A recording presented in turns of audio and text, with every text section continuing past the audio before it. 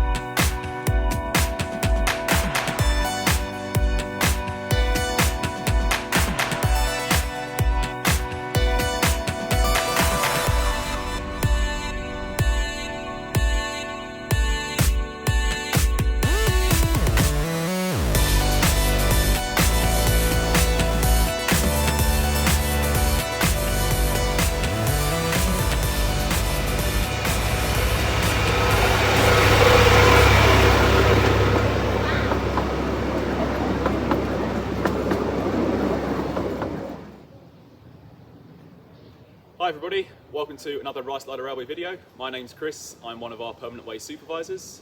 This is our brand new tamping machine delivered a few weeks ago, and this video will tell you a bit more about how we procure the machine and how the machine works.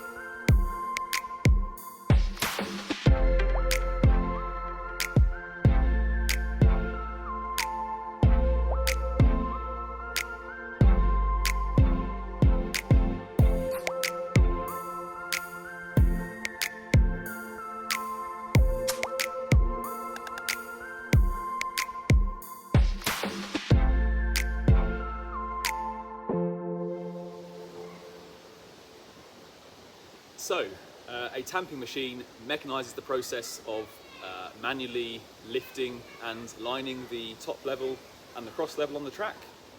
Over time, railway track or ballasted railway track will move due to the passage of trains, especially we run quite long trains, quite heavy trains at quite a high speed.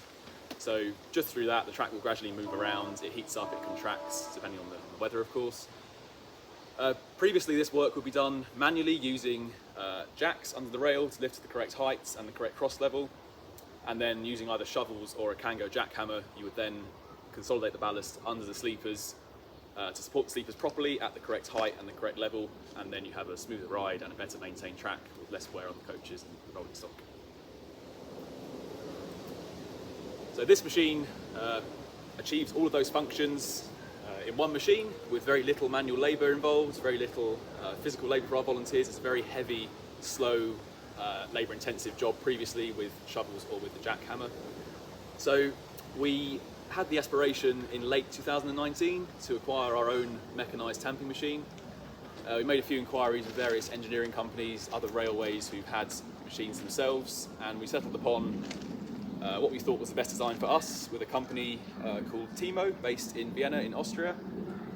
They've built two previous tamping machines for 15-inch gauge railways, one at their own railway in Vienna, in the Pike-Eisenbahn in Vienna, and one on the Bur Valley Railway in Norfolk.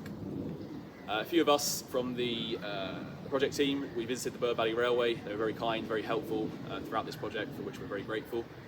And we had a look at their machine, understanding how it operates, the functionality, different capabilities it has, and from there we made contact with the company Timo in Austria, and we started the design process looking at obviously our quite restricted loading gauge through the platform Woody Bay primarily. It's a very sharp curve and it's next to a platform, so it's quite a constricted place to be able to move the machine through.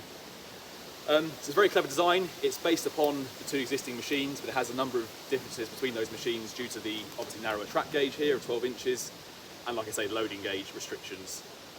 So from that point, we placed the order in January, 23rd of January 2020, so just before coronavirus, and we were hoping to have the machine with us in that spring.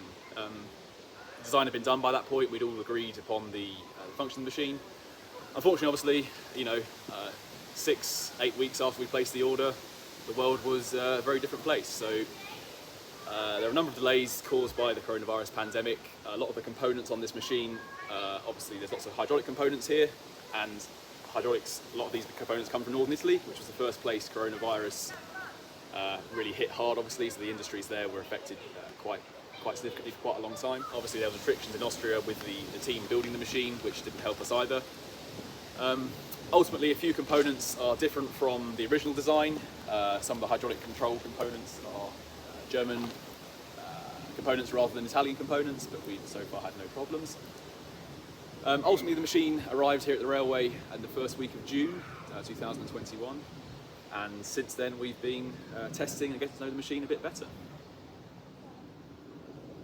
So, some people might not know how a tamping machine works or quite what it does. We'll now have a look around the machine and show you the various components and how they work together to achieve the tamping of the track. This is the control panel for the machine. This controls all the hydraulic components, and crucially it's mounted a safe distance from any moving parts. We have 6 levers on the control panel. We have the clamping mechanism lever. The clamping mechanism grips the underside of the rail head. Once it's gripped the rail head, you can then use these 2 levers here for the lifting jacks. On either side of the machine, there's 4 lifting jacks, and they then lift the track with the machine to the correct top height. Once that's at the correct height, you will then use the big lever in the middle to lower the orange component, the big tamping sleigh.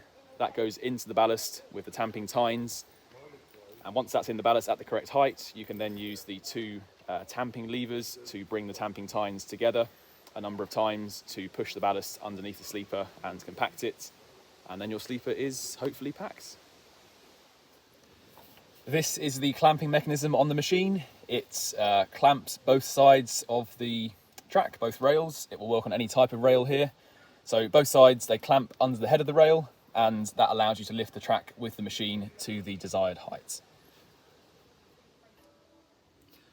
These are the lifting jacks. There are 2 on each side of the machine, and along with clamping the rail, they allow you to lift the machine to the correct height, the correct cross level, by sitting on the ballast, of course. This is quite a notable design difference from the existing 15-inch gauge machines. The jacks pass through the frame of the machine on our version to keep the width as narrow as possible. Whereas on the 15-inch gauge machines, there's just a single jack in the middle of the machine here, which sits clear of the end of the sleeper because they have a less restrictive loading gauge than us on those two railways. So these are the tamping tines. There are two on each side of the sleeper. So there's two here that you can see and two behind the framework that you can't see. They have a nice wide head on the bottom, which allows the ballast to more effective compaction of the ballast underneath the sleepers. So the sleigh will lower into the ballast and the tamping tines are then just below the bottom of the sleeper, and the operator will then squeeze the tines together, and the act of doing that will then compact the ballast under the sleepers, and the sleepers are then supported at the correct height. This is the tamping sleigh, the components that are in orange. So the tamping sleigh moves up and down on these two slide bars, one at each end of the machine. They move up and down with a hydraulic ram mounted in the middle of the machine. The primary components on the sleigh are the hydraulic oil reservoir inside here, quite a large reservoir for the hydraulic oil on the machine. We also have the tamping tines at the bottom of the machine here, which lower into the ballast and pack the ballast under the sleepers. At the top of the tamping sleigh we have the flywheel and the engine with the fuel tank and the coolant tank for the engine as well. And the tamping sleigh is all the components in orange primarily. This is the diesel engine on the tamper. It's not a self-propelled vehicle. The diesel engine is purely there to power the hydraulic components on the machine.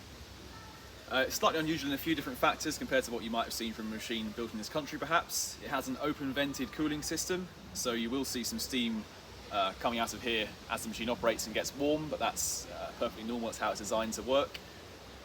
Also we have an air filter, an exhaust, a fuel tank on this side for the diesel. And we also have the manual crank start handle. There's no electric start on the machine, but this is not a problem for us to operate.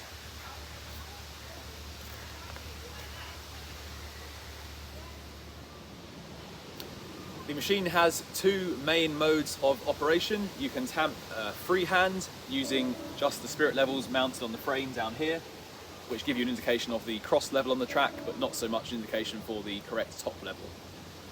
The machine comes with a laser system which works to allow you to set the cross levels and the correct top level for the longer profile on the track. So we have two receivers mounted on the machine, one on each side. You may not be able to see the one on this side here.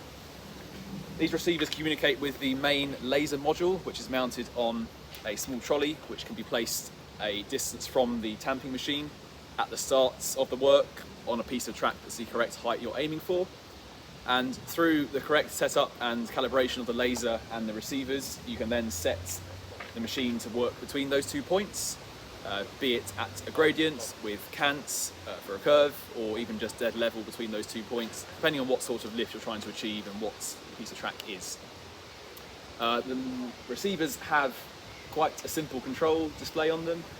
So we have 3 lights and also a digital display which will give the operator information as to how high the track needs to be lifted to reach the desired height with the laser level.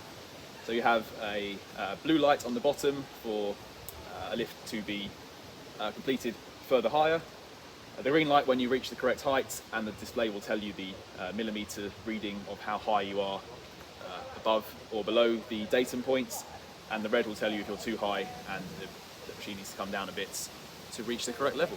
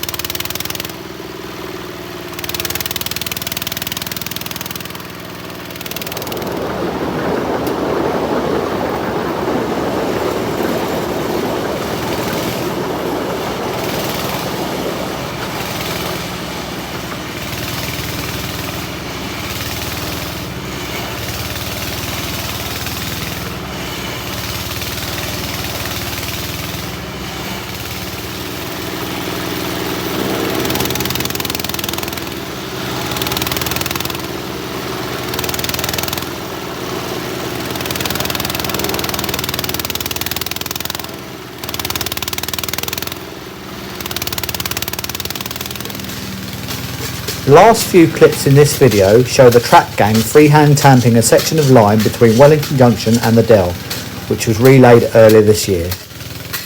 The track had been lifted and every fifth sleeper packed by the machine earlier in the day to hold it in position. The tamper operator makes a second pass through the section to now pack every sleeper, while other members of the team tidy and move ballast before and after the machine.